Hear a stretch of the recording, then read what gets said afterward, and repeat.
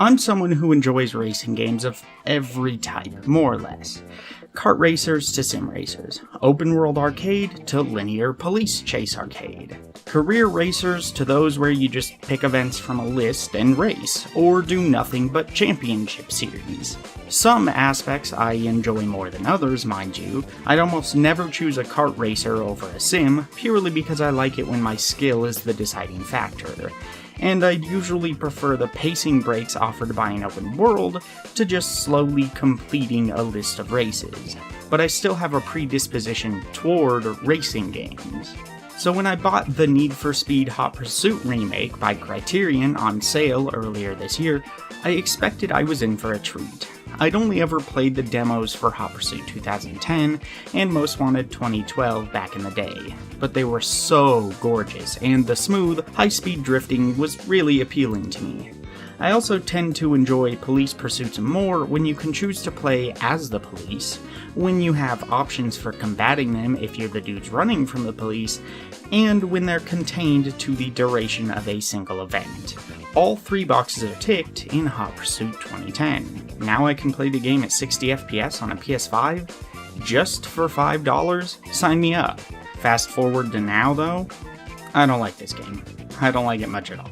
Now, to be clear, I haven't beaten it, which is why this is an editorial and not a critique per se. I'm like 2/3 the way through the racer half at the time of writing this, and I haven't touched the Pursuit Police side at all, because I was planning to save it as a treat after I'd finished the normal racing. But at this point, I firmly know my feelings on the racer side of this game, and I can sum them up in a single sentence. Need for Speed Hot Pursuit 2010 is a title with a good game design symbiosis inverted. A core ingredient that makes the best games work so well is virtually always good game design symbiosis. One design choice slots in well with another, and that makes a third design aspect work better, which makes a fourth deeper, which in turn elevates a fifth, and the fifth makes the first and third choices even stronger, etc. It's a relationship where they all work in tandem to become greater than the sum of their parts. Criterion's Hot Pursuit does this in reverse. Almost every decision makes another more frustrating or bland, dragging the entire game down. For me, it all started with the traffic. This is a high-speed game, so traffic can come at you fast, and at these speeds your car kind of feels heavy and sluggish to respond to steering inputs. This is not Burnout, even if it's made by Criterion. I generally don't love traffic in racing games in the first place, because their randomness can sometimes create unwinnable situations through no fault of your own. Narrowly avoiding avoidable traffic always feels great. Being boxed in by a car turning out of nowhere feels like trash, and I don't think the trade-off is always worth it. In this game, there aren't really intersections, so you never have to deal with them turning into you in that sense. It's oncoming and ongoing traffic, and that's it. And yet the traffic here is particularly bad because its actions are unpredictable. One rule you'll hear in professional racing is to be predictable. Your opponents can't read your mind, so if you want to avoid ruining both of your races and maybe hurting each other in a serious accident, you make predictable actions. I feel like the same should apply to traffic when designing a racing game. I totally concede that a lack of traffic can make street racing games boring, but I want it to be an obstacle that doesn't blindside me. The unpredictability of the traffic in Hot Pursuit 2010 comes down to one of three actions. They either keep driving, stop, or turn slightly, and they can combine the last two. Remember that you're basically always going extreme speeds in this game, and your car is going to be slow to respond when you need it to. So when you make it to the end of a turn with a blind exit at 165 miles an hour, only to be face to face with a bit of traffic, you have a choice to make. But no matter what choice you make, it might simply be the wrong one. You might feel like you can just skirt by the traffic, but they decide to stop and turn into you. You might feel like you need to go wide, but the traffic decides to keep driving instead, and they effectively T-bone you. You might try to instead turn in as tightly as you can to ensure you avoid them no matter what they do. only to scrub off so much speed that you go from first to fourth. The margins in this game for avoiding traffic are very narrow because of the feel of the cars and the type of racing. So the last thing traffic should be doing is rolling dice. Always have them keep going, always have them brake and turn in toward the center line slightly, but pick one and stick with it. Some people might argue that it's realistic this way, but what else about this game is realistic? Why is this where they would stake their realism flag? You might think you can just pick another car, but they all feel the same. They all drift the same, they all feel rather heavy, every car in a class is within a few miles an hour in terms of top speed, and 0 to 60 times don't matter much when you're spending most of your time in top gear. While some cars do have better turning response, and so you should always choose them when you can, it's not a massive difference, and most races arbitrarily lock you out of using the majority of the cars you've unlocked in a class anyway. There is basically one way to play the races in this game, because there's basically only one car per class with a dozen skins. And that isn't helped by the fact that every race is basically one of 3 rough lengths, and nearly every single road in this game is a series of long straights broken up with long, wide-angle, sweeping corners. Again, this is a game about speed, so they don't want you to have to slam on the brakes all the time. So instead, every turn just feels the same, even after 5 hours when the game finally starts putting you in environments that aren't just coastal, forested mountainsides. Speaking of, this game takes the approach of having shortcuts that are much harder to get through than the usual route. These shortcuts give you constant nitrous, like driving in oncoming traffic does, and they usually are shorter.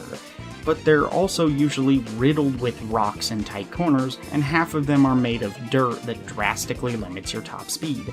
So more often than not, you end up either further behind or no further ahead for taking them, even though your opponents can all drive them like masters. The game is unpredictable in other ways thanks to the police. Now, the unpredictability of the police is fine on the face of it. They're not just an obstacle like traffic, they're also an opponent, an enemy combatant. So it's important that they are more varied, but they mix really poorly with your actual race opponents and can sometimes double dip into punishments in ways that feel unfair. The first issue there is really simple to understand. If you're not in first, and the guy ahead of you crashes into a roadblock, you might literally have no way through the roadblock cleanly, forcing you into an accident.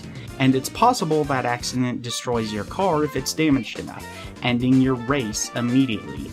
This is frustrating, but it gets worse in a bit, trust me. The other issue is that sometimes the police will spawn an obstacle right after you've been hit by that obstacle and respawn. You respawn at speed and with a heading that the game gives you, so when you hit a helicopter spike strip, it sucks to respawn at 150 miles an hour heading straight for the helicopter's path where it drops another spike strip you can't really avoid. These feel like amateur mistakes that I'm honestly amazed Criterion made. And they make the final issue far worse, while said final issue makes nearly every other problem worse as well.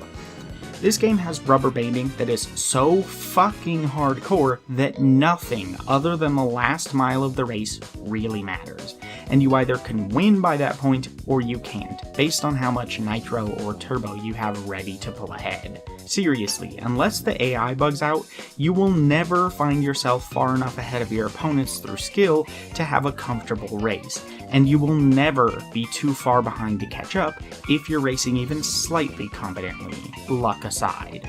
Only once you get within a couple of seconds of first place will it start putting up a fight. Sometimes it's too much of a fight, and sometimes when you're in first, no matter how fast you're going, they'll arbitrarily just fly by you as if you were parked. It's chaotic, messy, and invalidates the entire race because almost no choice you make matters until the very last strip of road. I'm not against rubber banding in arcade games, to be clear, but there's a reason difficulty options generally exist in games with rubber banding.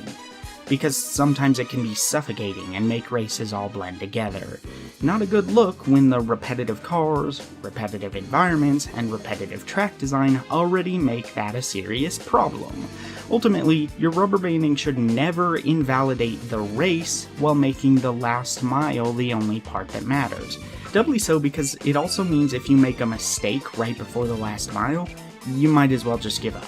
Once again, it won't matter how well you did for the rest of the race because you're going to respawn right in that awkward spot a couple seconds behind where the rubber banding system starts putting up its hardest fight. Everything in this game feels like an 8 out of 10 in terms of intensity at all times. Nothing ever changes. You don't feel like you're progressing, races never change, the difficulty never changes outside of the police getting new options, your cars never meaningfully change, and none of it matters because the rubber banding is so extreme. It sells you a dream of drifting down a beautiful coastal highway in a supercar, and then crushes that dream with unpredictable traffic, opponents that can ruin your race by being unable to avoid police obstacles, and doesn't differentiate between any of the vehicles that might serve as your dream car. It isn't any one of these design choices that kills the game for me. It's the combination of them all.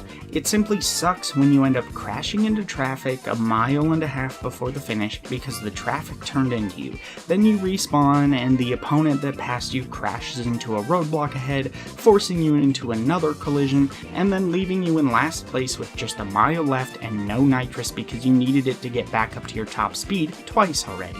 It's a giant pile of heavy frustration weighing down on you, at least for me. I understand why people really like this game, but I can't for the life of me understand how they enjoy it. It just brings back the frustrations I have had with Need for Speed Underground 1. Frustrations that are actually really well illustrated by Casey in her video about it, so check that out if you're curious, link in the description. Ultimately, Need for Speed Hot Pursuit 2010 is one of those games I'm going to endlessly go back to, wondering if I was just too hard on it. It's one of those games that I'm going to repeatedly bounce off of, and then repeatedly wonder if I just missed something, wondering when it's going to finally click. But it never will, because despite the surface of the game being a solid as hell one, I genuinely do think the heart of this game is rotten.